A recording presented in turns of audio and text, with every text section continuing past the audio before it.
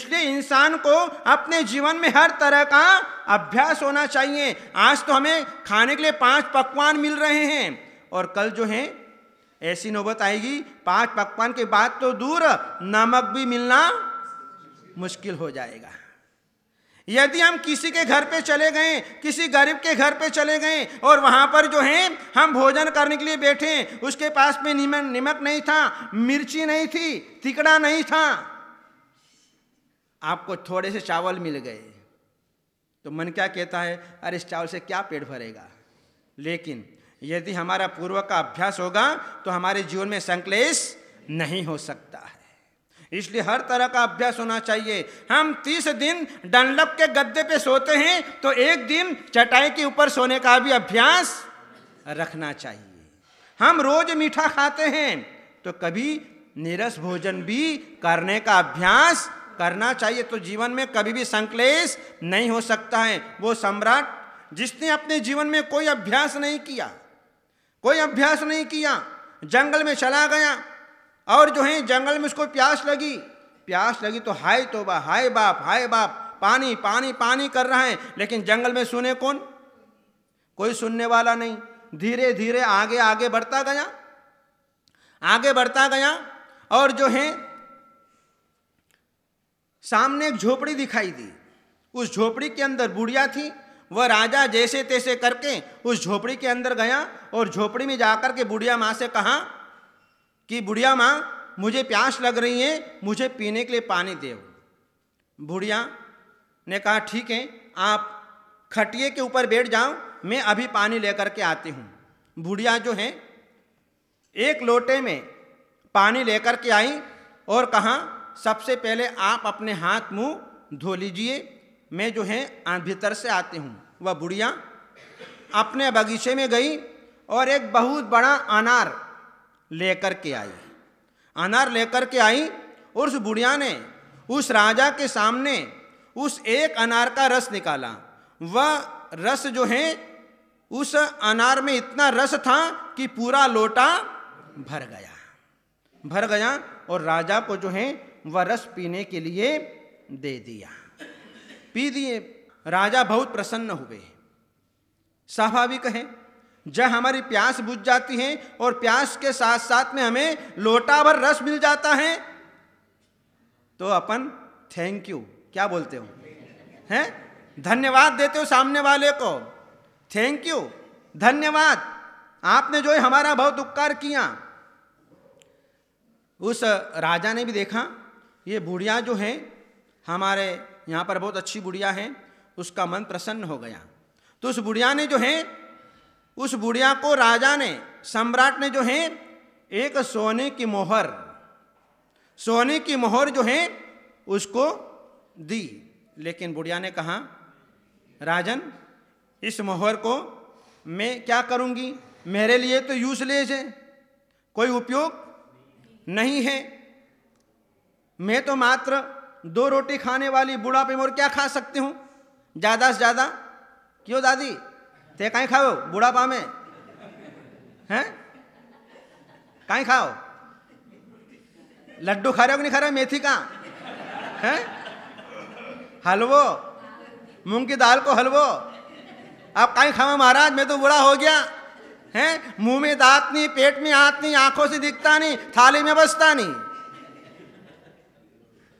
ये बुढ़ापे की दशा है। अंगम गलितम पलितम मुंडम जातम दसनम विहीनम तुंडम वृद्धो याति गृहीत्वा दंडम तदपि न आशा मुंचते पिंडम। बुढ़ापे में तो ऐसी दशा होती कि वहां पर लालसा ही नहीं छूटती। ज्यादा बुढ़ापे में खाने की इच्छा होती है, मुंह में दांत नहीं तो चने कूट कूट करके खाएगा, ऐसी दशा है। सारा शरीर गल गया और जो है सारे बाल सफेद हो गए, मुंह में दांत नहीं है, पेट में आंत नहीं, आंखों से दिखता नहीं और थाली में बसता नहीं। ये दशा बुढ़ापे की है और सबका बुढ़ापा आना है तो सबको अनुभव करना पड़ेगा। लेकिन बुढ़ापे में मन ज्यादा चंचल होता है खाने का। तो उस बुढ़िया ने कहा कि राजन मैं मोहर लेके क्या करूंगी, मुझे तो मात्र 2 रोटी चाहिए, मुझे और कुछ नहीं चाहिए। ठीक है, राजा चला गया। राजा रास्ते में जो है चिंतन करता जा रहा है, इस बुढ़िया के यहाँ पर जो है कितने लोग आते होंगे और कितने लोग जो हैं इसे पैसा दे करके जाते होंगे। मैंने मोहर दी, मोहर नहीं ली। मैंने मोहर दी, इसने मोहर नहीं ली। इसने मुझे पहचान लिया कि ये तो सम्राट है, ये तो राजा है। लेकिन इस मार्ग में आने वाले न जाने कितने यात्रियों को रस पिला पिला करके, पानी पिला पिला करके अपने पास में धन उपार्जन करती होगी।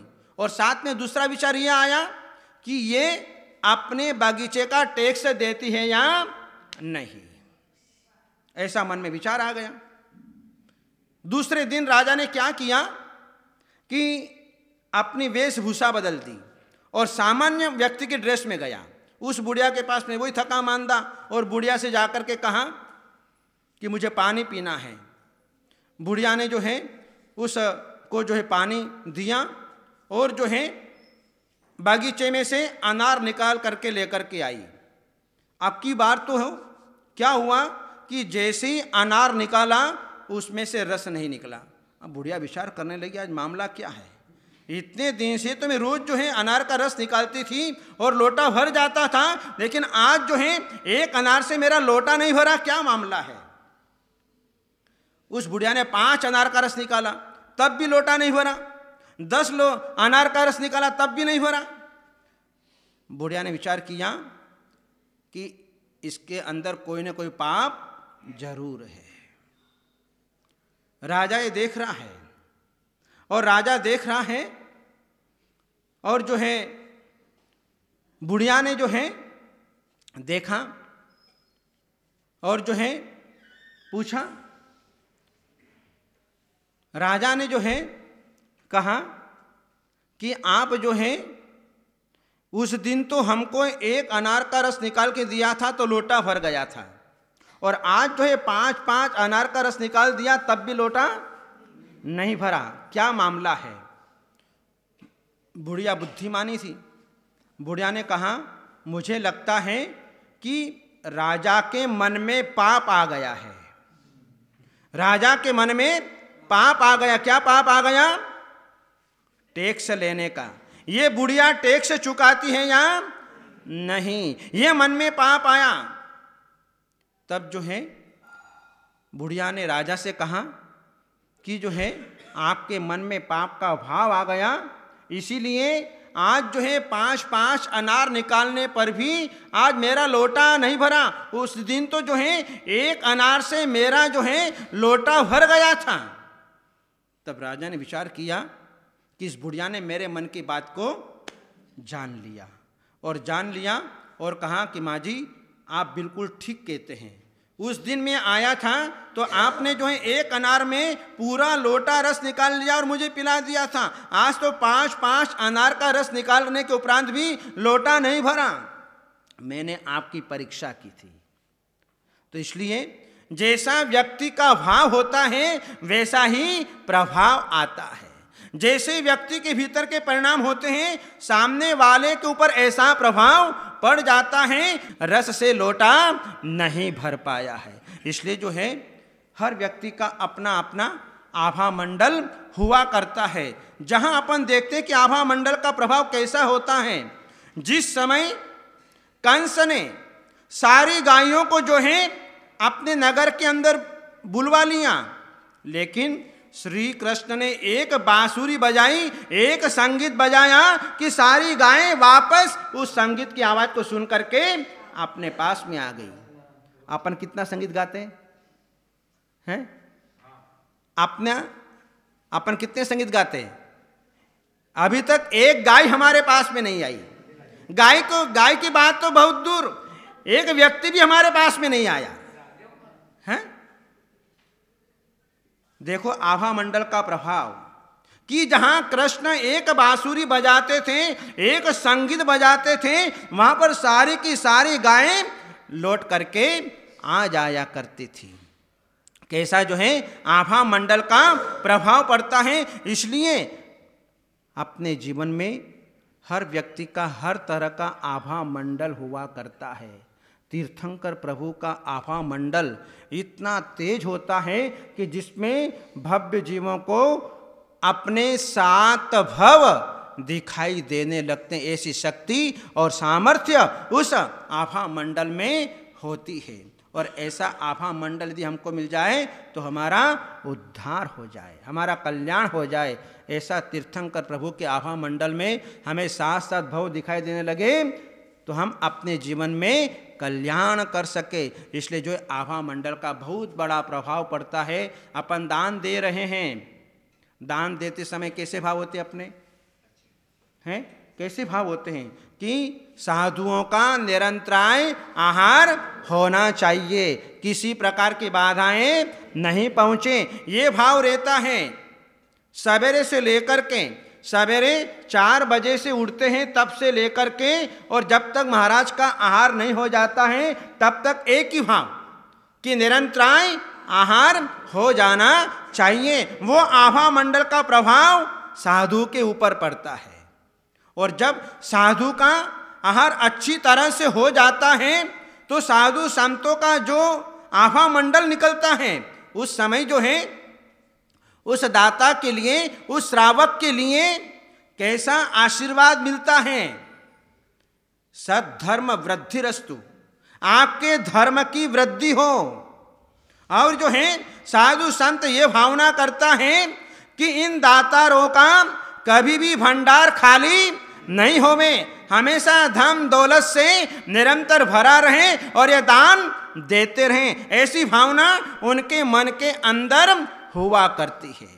इसलिए साधु संतों को आहार कराना, जैसे एक माँ अपने बेटे को किस प्रकार से भोजन कराती है, क्योंकि साधु के लिए तो श्रावक ही माता पिता हैं, दूसरा कोई माता पिता नहीं है। वो अपने बेटे की तरह साधु संतों को आहार कराती है। नहीं महाराज ये ले लो, नहीं महाराज ये ले लो, ये महाराज ये ले लो, ये ले लो, इससे काम नहीं चल रहा, ये ले लो। जैसे तैसे करके जो है साधु संतों को जो है आहार करा के जो है प्रसन्न होती है। तो ऐसा आभा मंडल जब होता है तो साधु की वर्णाएं भी अच्छी निकलती हैं, उस दिन उनका अच्छा निकलता है, उनके रत्नात्रय की साधना अच्छी होती है। जप तप संयम की साधना शांतपूर्ण हुआ करती है।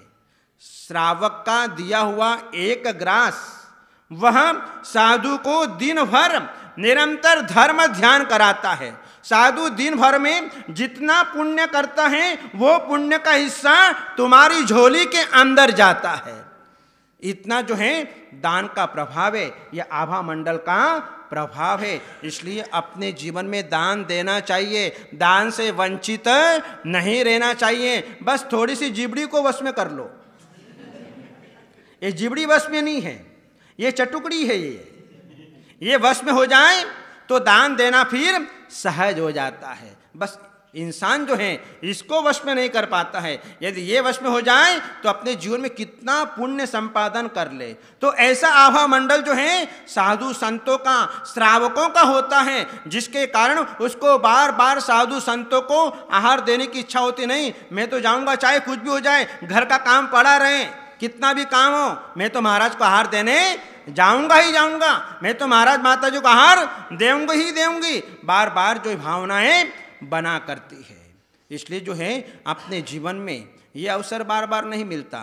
तो जहां हम अपने जीवन में अपने आभा मंडल को तैयार करें, यदि अपना आभा मंडल अच्छा होगा तो सब कुछ अच्छा होगा। अपन देखते हैं कि अमरचंद जी दीवान, नाम सुना जयपुर का है, जहां राजा ने अमरचंद जी को आदेश दे दिया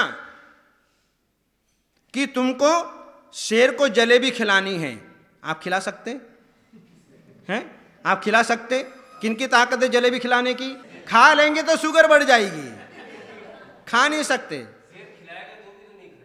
नहीं खा सकते। लेकिन अमरचंद दीवान के अंदर वो शक्ति, वो सामर्थ्य थी कि जिसने जो है शेर को भी हिंसक प्राणी है उसको भी जलेबी खिला दी। कैसे खिला दी? जैसे ही पिंजड़ा खोला तो शेर दहाड़ मारते हुए बाहर निकला, भूखा था कई दिनों का, और जो है अमरचंद दीवान के सामने आकर खड़ा हो गया। खड़ा हो गया, देखने लगा। तब अमरचंद दीवान ने कहा, देख भाई, तू वन का राजा है, मैं मनुष्य हूँ, मेरे पास में किसी प्रकार का मांस नहीं है, मेरे पास में किसी प्रकार का कोई शिकार नहीं है, मेरे पास में जलेबी का थाल है। यदि तुझे जलेबी खाना है तो जलेबी का थाल रखा हुआ है, और तुझे मांस खाना है तो मैं सामने खड़ा हूँ, बोल तुझे क्या खाना है। तो उस शेर ने जो है जलेबी खाना स्वीकार कर लिया। और अपन यदि अपने सामने लिपस्टिक लगाना, नेल पॉलिश लगाना, जिसमें हिंसात्मक सौंदर्य प्रसाधन की सामग्री मिली हुई है, वो मीठी मीठी लगती है, जब लगाते हैं चखते हैं तो मीठी मीठी लगती है, बहुत अच्छी है। लगाने वाले से पूछो कैसी लगती है, जब जुबान चाटती बाहर के होठों को कैसी लगती है तो पता चलता है। तो ये जो है मांस खाने का दोष अपने को लग रहा है, अपने को पता नहीं चल रहा। हमने किसी जीव की विराधना नहीं की, किसी जीव की हिंसा नहीं की, लेकिन हमारे निमित्त से कत्ल खानों के अंदर जीवों की हिंसा हो रही है। हम क्रीम लगा लेते हैं, शैम्पू लगा लेते हैं, न जाने क्या क्या शरीर के ऊपर चौपड़ लेते हैं और अपने जीवन में जो है आनंद मानते हैं, सुख मानते हैं, बहुत अच्छी है, बहुत अच्छी है। लेकिन वो जीवों की हिंसा हो रही है, उससे पाप हो रहा है, उसको भूल जाता है।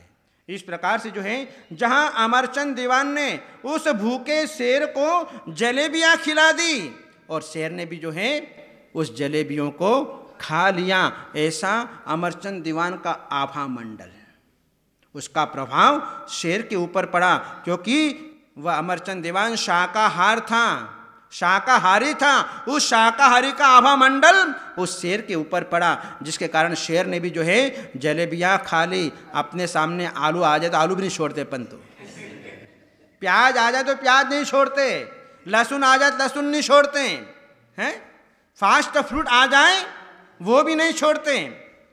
न जाने क्या क्या खा के आते हो मार्केट में, सैंडविच ने फेंडविच ने क्या क्या खाते हो, हैं पता ही नहीं चलता है, सब चीजें खा जाते हैं। लेकिन वो तीनों जो प्राणी देखो, शेर का जीव, जहां पर अमरचंद दीवान ने जलेबियां सामने रखी तो जलेबी खा लिया और अपने आप को संतोष कर लिया। तो यह है आभा मंडल का प्रभाव।